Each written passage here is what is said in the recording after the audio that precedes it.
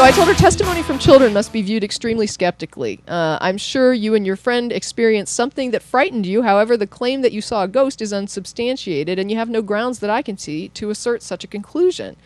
I told her UFO abduction stories and Bigfoot encounters are also provided by people in groups.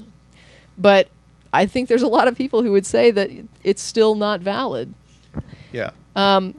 I said, if you truly were saying, quote, I'm not sure what I saw and what the cause of the experience was, unquote, that would be honest. The moment you say you saw a ghost, unless you verified it, you're not being honest. You're adding something to the story that is unsubstantiated and unjustified by the experience you describe. So, they saw something that frightened them. There are many strange claims that are made by groups. It's not proof of what they saw, it's proof of what they believed they saw. In her response to me, she says, I have no idea what it was. And she did admit that perhaps it was wrong to label it a ghost. She says, do you know, over the years I've pondered endlessly over what, quote, it could have been. I still to this day... Yeah, but the problem is she's now pondering it in a vacuum. I mean, right. If you were dealing with a scientific phenomenon, you would go back and try to duplicate the experience. You would maybe run the tape over and over again if you had a tape. But when you just think about stuff that's already kind of fuzzy to begin with, well, I mean, a problem is that your brain fills in the details. Right. She said she doesn't know what it was, and to this day, she still has no idea. But then she tells more about the experience. And to her credit, I will say there are a lot of people who, when they start to tell more about the experience, they try to get sort of more...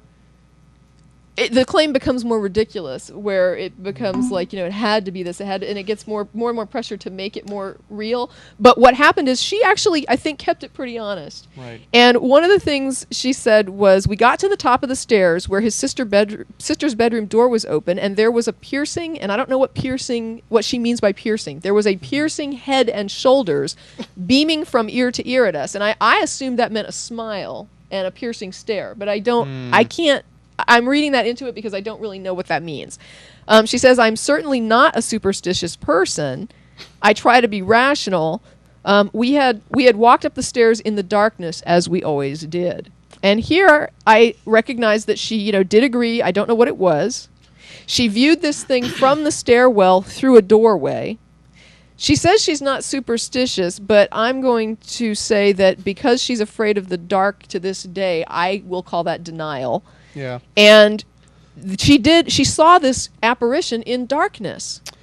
I think if people are honest and smart, they will, as they retell stories, they will anticipate what kind of objections other people are likely to bring up. I mean, that's like an actual requirement in a scientific paper. Right. You try to think of stuff that people will object to about your paper, and you try to write it down first so that they won't have a chance to jump to it and make you look silly. Right, but to me, though, the fact that this is a person who has a superstitious mindset, that's why she does not anticipate the skeptical response before she says it. Right. When you say to somebody, I saw this in the dark, you already should have it in your head that the person is going to say, if you saw it and it was dark in the room, how can you be sure of what you saw?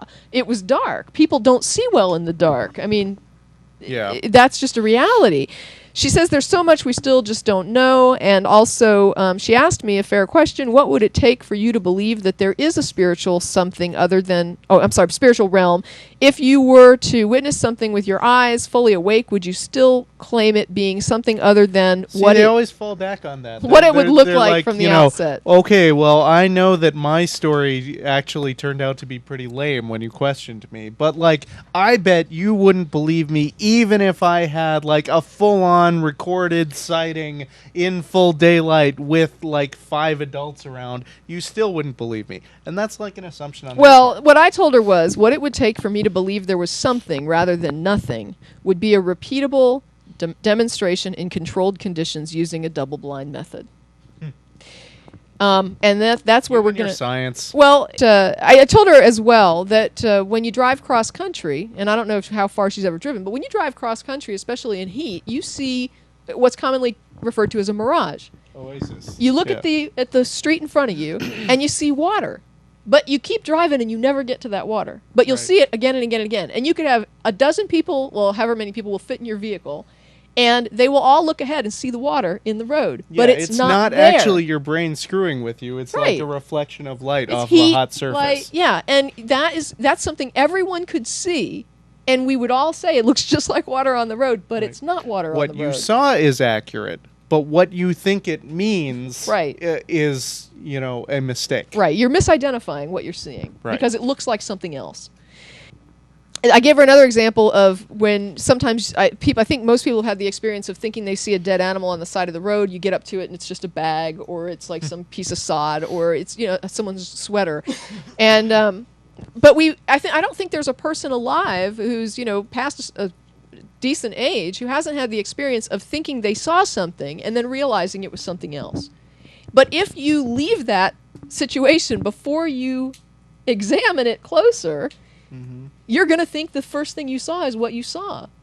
You're not going to ever know that you were wrong about it unless you investigate it. All right, she said that she saw this for about 4 seconds in another email.